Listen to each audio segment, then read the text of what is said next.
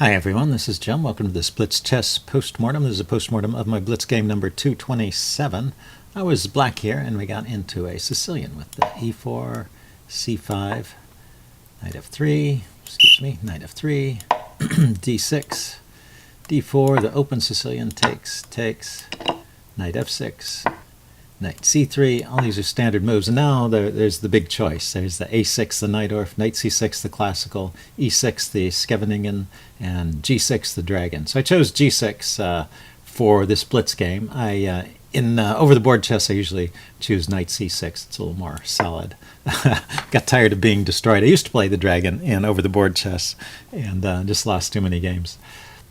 And the reason is because of this line. This is called the Yugoslav attack, bishop e3, bishop g7.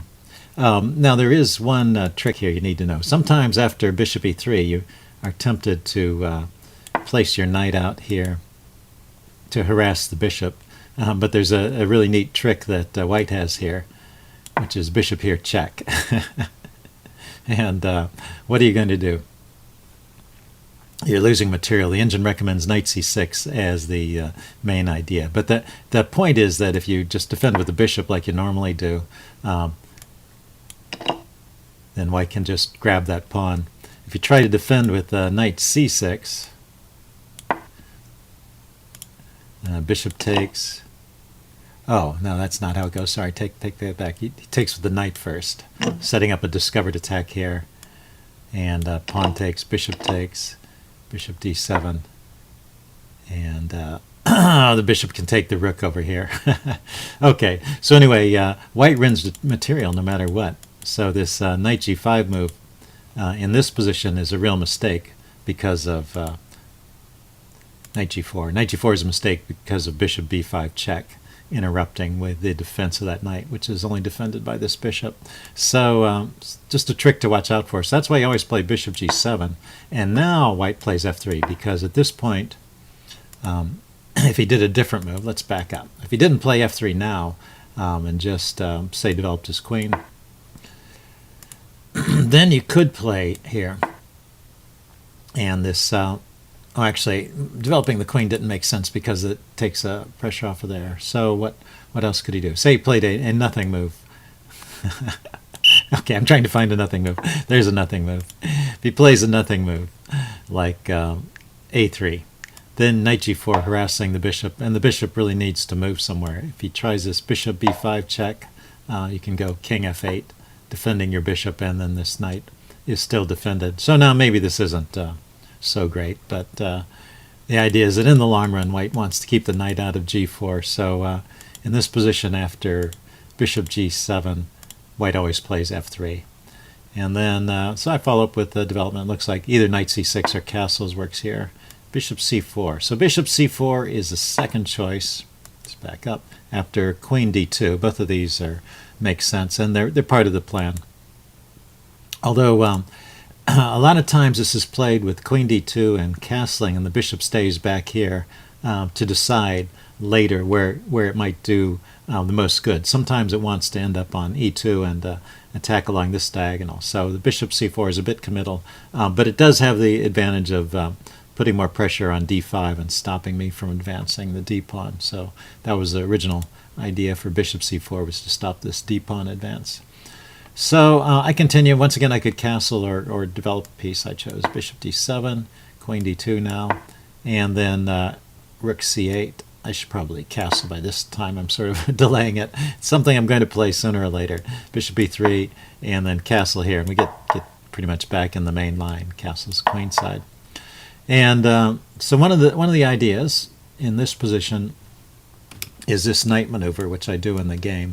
And the idea is just to trade off one of these powerful bishops. So that's what happens. He plays g4, which is a bit unusual. And it looks like the best way to play this is to play the move b5 at this point.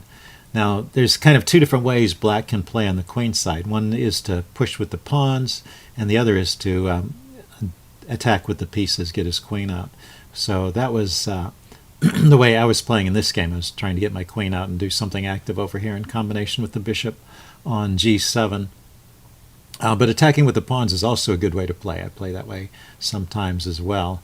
And b5 is usually not possible because he's got two knights on it right away, and so you have to set it up with a6 first to prepare b5. So it looks like if you can get a quick b5 in here, this is going to be good for black, or at least equalizing. So now the question is, why can't he take? Suppose he just tries to take this pawn. Because I'm attacking f3. That's why. And so if he takes with the other knight, I take with the bishop. He takes with the knight, and then I grab on f3. So so in this position, g5. That's why if we back up. g4 here was a bit of a mistake actually, because it left f3 under defended. It's defended by the pawn and the knight here. After g4, it's only defended by the knight, and I can take advantage of that and get in the move b5. So that gains a tempo on some other lines, so that helps black equalize. So I didn't notice that little trick, and I played knight c4, which was part of my original plan, and he decides to give me his light squared bishop in preference to his dark squared bishop. And then he plays king b1, a good sensible move, because the queen is often coming out here to a5, which I play right away. and the trick, there's a trick involving knight d5 here, which won't work if queen takes queen as a check. So we're going to see this trick in just a little bit. The interesting thing here is that knight d5 does not work in this case. So let me show you the trick and the idea and why it doesn't work here. So it's queen takes queen. The trick is that white does not have to take back right away. He can grab this pawn with check, gaining a tempo, and then grab the queen. So this seems to have just won a pawn for white, but it doesn't work in this case because of a very specific tactic. Rook e8, and if the knight goes back here, you can just take it and grab the bishop. So it's because of the pin on the bishop and being able to exchange the knight off. So the knight is stuck here. It says, what's the best move? g5, counterattacking. But this gives an advantage to knight takes e4. Yeah, I can pick up this pawn, f takes e4, and then pick up this rook. So this gives an advantage to black in that line. So the knight d5 trick does not work here. But what my opponent played was very clever. He played the move g5, forcing my knight away. So now I no longer have this option of exchanging off his knight. And now he plays the knight d5 tactic, and this works. So once again, I can take his queen, but he comes here with check, and he's just winning a pawn. After the check, my king moves, he takes back. So my best move is just to retreat the queen, which is what I played in the game. And so I've had a loss of tempo, and now white has a pretty good game. And we're pretty much out of the opening book, so let's just look at this. He played knight e2, and I developed my bishop here. I want to be able to trade off this knight. It's kind of a thorn in my side. I knew he was coming in here with knight g3, and I didn't really want to take that knight. So I wanted to... the problem with taking the knight is that it opens up the h file, and he has a very quick queen h2, and the rook on h1 and the queen on h2 form a battery attacking h7. Is pretty dangerous. So really have to be aware of things like this when you're playing the dragon. These things happen. Very sharp positions. Also notice, my pieces are all pointed at his king side, so it's a double-edged position. Anyway, bishop takes d5 is okay. He took back with the pawn. And now it says I should go ahead and grab on g3. I still think that's a bit dangerous. I played queen c7, which is okay, but maybe queen d7 would have been better. We'll see why in a minute. Queen d7 is just, it actually coordinates with the bishop better, so I'll show you that. So knight takes, pawn takes. So he's messed up my pawns on the king side, but there's no open lines for his rooks to attack in. So I'm still in the game here, and I push in with rook c8, which forces him to defend. And now I move my queen to d7. And the point of the d7 move is to get my queen to this square b4, so I can attack in coordination with the bishop on g2, b2. Get my queen to b4 and attack on b2, b5. Okay. So that was why maybe the queen should have gone to d7 right away instead of wasting time on c7. So my opponent plays queen d3. I play queen b5 like I was intending. And then he plays c3. And here I make the blunder that cost me the game. So at this point, it's still an even game, although it's a very funny tactic here. The engine recommends playing rook b4. And so this is interesting. So the rook defends the queen. My queen is attacking his queen, so he can either trade queens, which is okay for black, or he can retreat. And then I just move my rook back to... he also has to defend on b2, of course. The queen and the rook are also a battery lined up on b2. So the queen drops back to d2.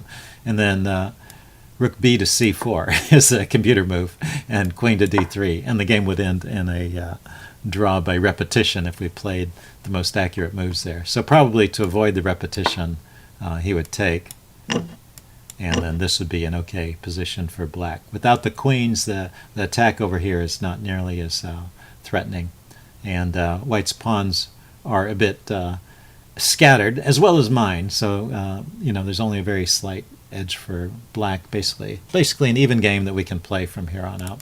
Okay, so I just thought that was interesting. So I made the mistake of taking on c3 here. And the way I calculated was this b pawn is pinned, so he can take with the rook, I can take with the rook, he takes the queen, I take with the rook. So I've got more force. Basically I have 3 attackers and he only has 2 defenders, so I should be able to take it. And I completely overlooked, if you saw the game, I completely overlooked the fact that after bishop takes, he takes, I can't take back because of this pin. My rook is pinned against my queen. And I was so intent on this calculation, I didn't notice it until here. But after he takes my queen, I can grab a bishop. But basically, it is just a queen against a rook, and this is easily winning for white. So after a couple of moves, I just decided to go ahead and resign. So anyway, I hope you guys enjoyed that. I thought there were some interesting points there in spite of the sudden and abrupt end. And I will see you again soon. Leave any comments you have in the section below. Bye.